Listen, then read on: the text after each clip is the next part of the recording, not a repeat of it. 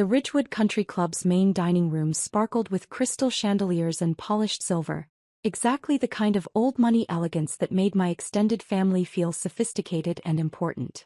Tables draped in cream linen filled the space, each one carefully arranged for the Morrison family's annual reunion, a tradition that had continued for 23 years since Great-Uncle William had established it as a way to maintain family connections across generations.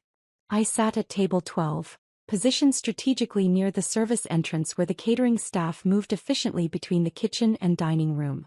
It wasn't an accident that I'd been placed there. For the past 4 years since I'd left my corporate finance job to start what my family called playing with military equipment, I'd been relegated to the least prestigious seats at family gatherings. The seating chart reflected the family's internal hierarchy perfectly. Cousins with successful law practices, medical careers, and established businesses occupied the prime tables near the head table where Great-Uncle William held court as the family patriarch. Those of us considered less successful were scattered around the periphery, close enough to participate but far enough away to avoid disrupting important conversations. "Can you believe Sarah actually showed up?" my cousin Jennifer whispered loudly enough for half the room to hear.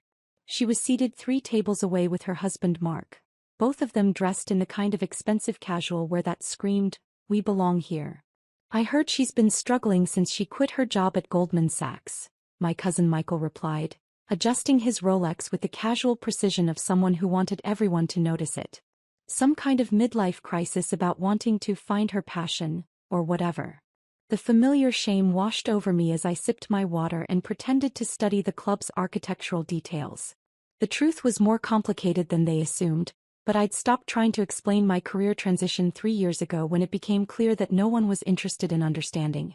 "You can't afford to be at this country club," Jennifer announced, her voice carrying across the dining room with the authority of someone who'd appointed herself the family's social arbiter. "The membership fees alone are $50,000 annually, plus dining minimums and event charges." Others nodded in agreement. My cousin David looked concerned rather than malicious, but he didn't contradict Jennifer's assessment. Even my Aunt Patricia, who'd always been kind to me, seemed uncomfortable with my presence at such an expensive venue. "Maybe Sarah has a sugar daddy," my cousin Lisa suggested with a cruel laugh. "How else would she afford to eat here?" More laughter rippled around the nearby tables. I kept my eyes on my salad, cutting small pieces of mixed greens while my family discussed my supposed financial struggles. "I mean, she drives that old Honda," Michael added. "Lives in some tiny apartment downtown. Clearly not making much money with whatever business venture she's attempting." "What does she even do now?"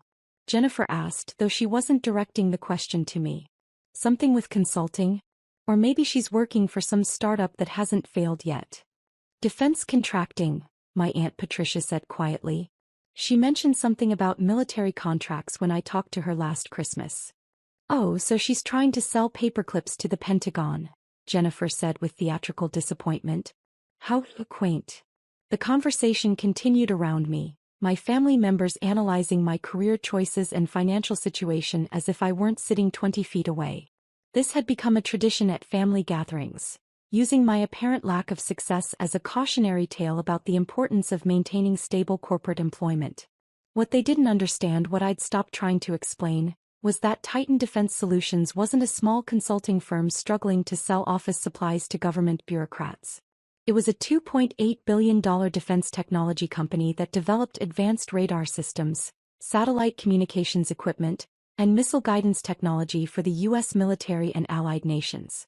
But my family saw my modest lifestyle and assumed failure. I'd founded Titan Defense 4 years ago after leaving Goldman Sachs, using my background in military finance and my understanding of defense procurement processes. The company had grown from a single contract worth $50,000 to become one of the fastest-growing defense contractors in the country, with active projects for the Air Force, Navy, Army, and several NATO allies. However, explaining defense contracting to civilians was complicated, especially when most of the work involved classified projects that couldn't be discussed in detail. It was easier to let my family make assumptions than to violate security protocols trying to correct their misconceptions. "I heard she's living paycheck to paycheck," Michael said, his voice filled with the kind of false sympathy that made the criticism sting more. "Apparently she had to borrow money from her parents last year." That wasn't true, but I didn't correct him. The loan he was referring to was actually a business investment where my parents had purchased a small equity stake in Titan Defense. They'd received a 400% return on their investment when we'd completed our Series B funding round, but they'd never mentioned that windfall to the extended family. It's sad, really, Jennifer continued, apparently not finished with her analysis of my life choices. Sarah was always the smart one. Harvard MBA fast track at Goldman Sachs seemed destined for real success. Then she throws it all away to chase some entrepreneurial fantasy. Maybe she'll figure it out eventually, David said with genuine concern. Some people need to learn the hard way that business ownership isn't for everyone. My phone buzzed discreetly in my purse. I glanced at it. Margaret Wu, my executive assistant. I let it ring, not wanting to give my family additional ammunition about my inability to maintain professional boundaries during social events. The phone buzzed again 30 seconds later. Margaret again. Sarah, Aunt Patricia said gently, noticing my phone. Maybe you should take that call? It might be important.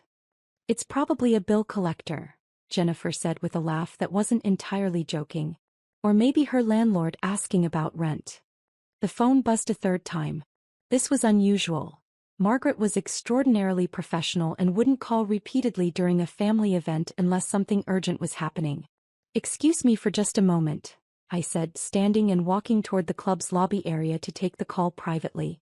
Margaret, I answered quietly, what's happening?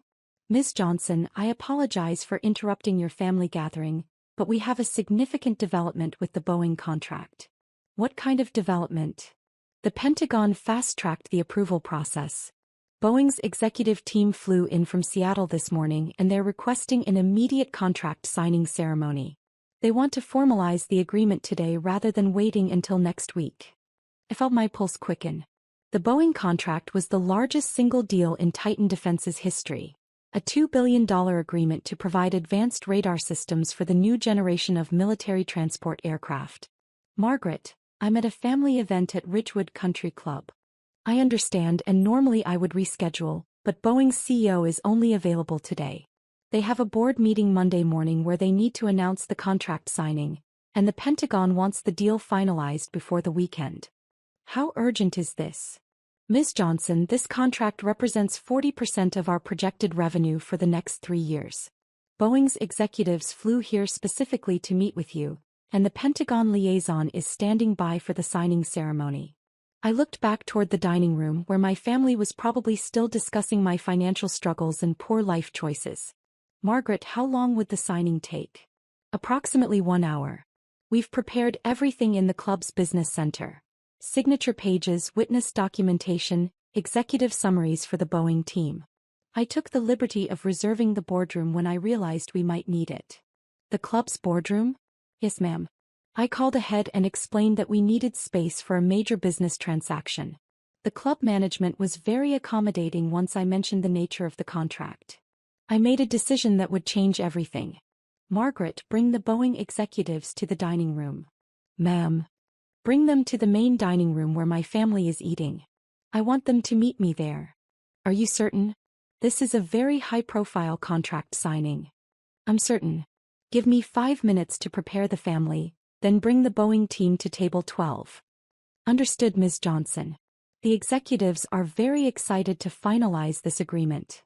I returned to the dining room where the conversation about my financial situation was still ongoing. Jennifer was explaining to a cousin from out of town how my career transition had been a cautionary tale about the dangers of abandoning stable employment. I took my seat at table 12 and waited.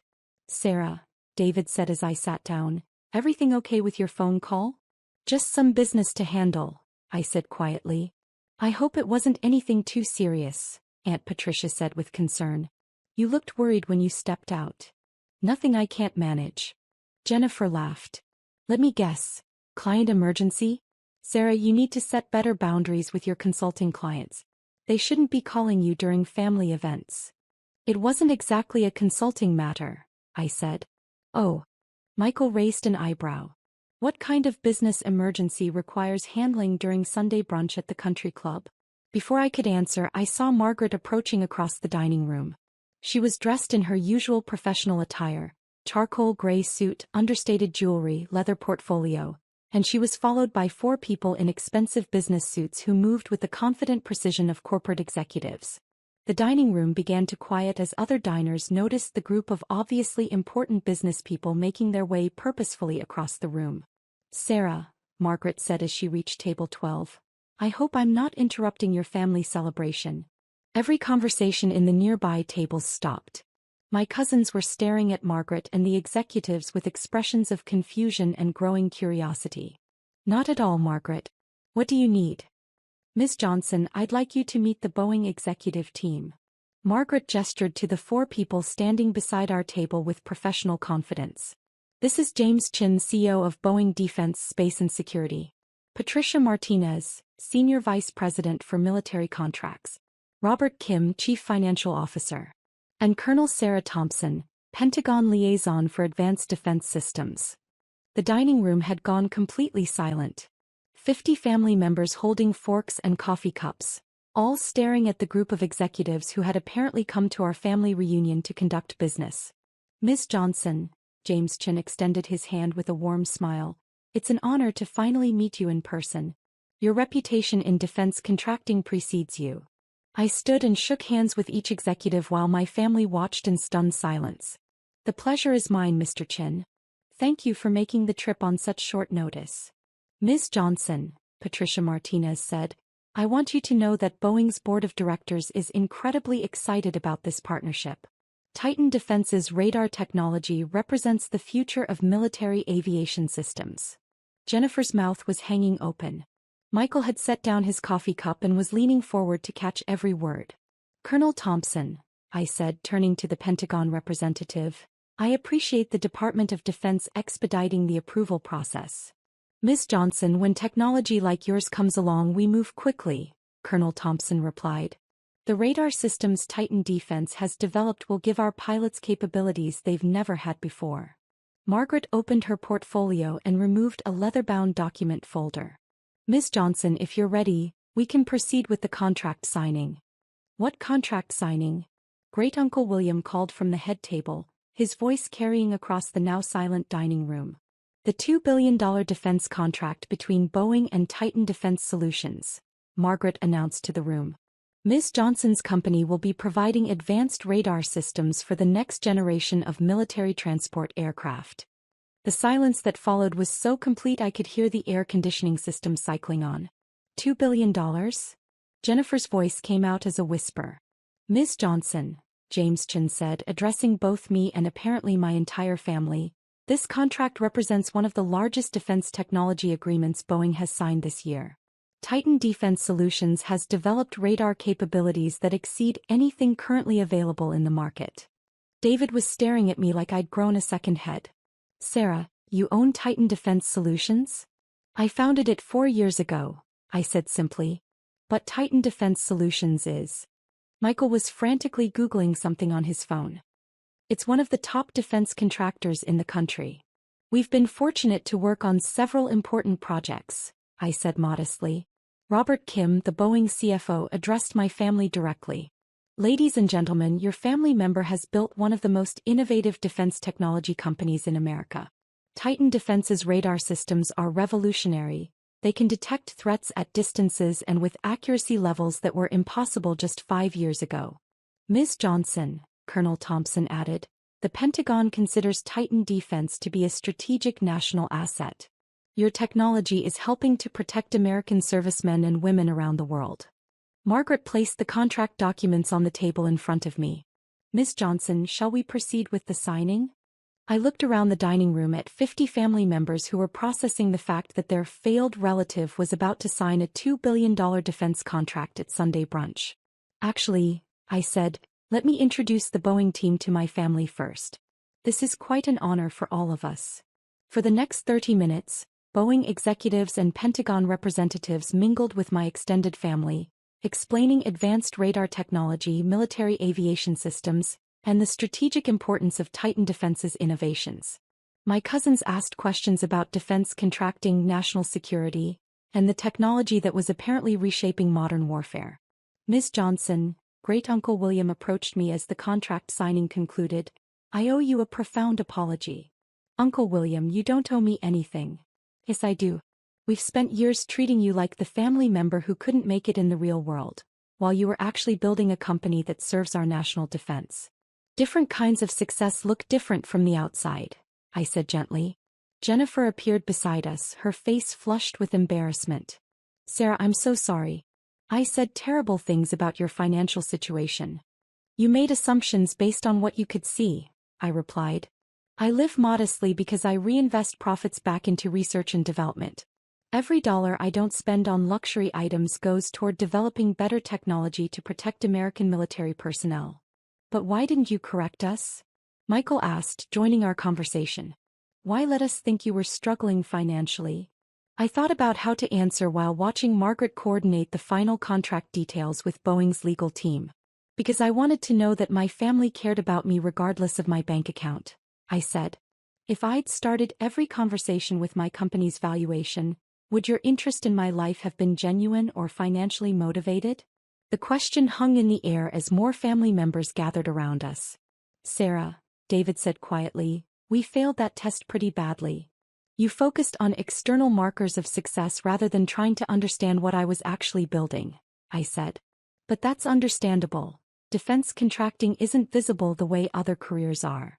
How big is your company really? Aunt Patricia asked with genuine curiosity. Titan Defense employs 3,400 people across 12 facilities, I said. We have active contracts with all branches of the U.S. military plus defense partnerships with the UK, Australia, Canada, and Japan. And you founded this 4 years ago? Jennifer asked, still processing the magnitude of what she'd learned. I saw opportunities in defense technology that weren't being addressed by existing contractors, I explained. My background in military finance helped me understand what capabilities were needed and how to develop them efficiently. James Chin approached our group as his team prepared to leave. Ms. Johnson, I want to thank you again for accommodating our schedule change. The contract signing went perfectly. Thank you for making the trip, Mr. Chin. Ms. Johnson, I hope your family understands how fortunate they are to have you, he said, addressing the group around us. Titan Defense is one of Boeing's most valued partners, and Sarah's leadership in defense technology is recognized throughout the industry. After the Boeing executives departed, the family reunion continued with a completely different energy. Instead of discussions about my apparent failure, conversations focused on national security, technology innovation, and the intersection of business success with public service. Sarah, Great-Uncle William said during his traditional closing remarks, I want to apologize on behalf of the family for not understanding the importance of your work. Uncle William, defense contracting is complicated to explain, especially since much of it involves classified projects. But we should have asked better questions and listened more carefully to your answers. You should have trusted that I knew what I was doing, even when it didn't look like conventional success. As the reunion concluded and family members prepared to leave, Jennifer approached me in the parking lot. Sarah, can I ask you something personal? Of course. Are you happy? With your work, your company, the path you've chosen? I looked back at the country club where the staff was cleaning up after our family gathering, then at my modest Honda parked between my cousin's luxury vehicles. Jennifer, I wake up every morning knowing that the technology we develop helps protect American service members in dangerous situations around the world, I said. When our radar systems help a pilot avoid a missile, or when our communications equipment helps soldiers coordinate safely, that's the most fulfilling work I can imagine. That sounds like happiness. It is. The financial success enables us to invest in better technology and hire the best engineers. But the real satisfaction comes from knowing that our work saves lives. Sarah, I'm sorry for all the things I said today. And for assuming you couldn't afford to be here. Jennifer, you were focused on appearances and traditional markers of success. That's natural. Most people measure achievement by visible lifestyle choices.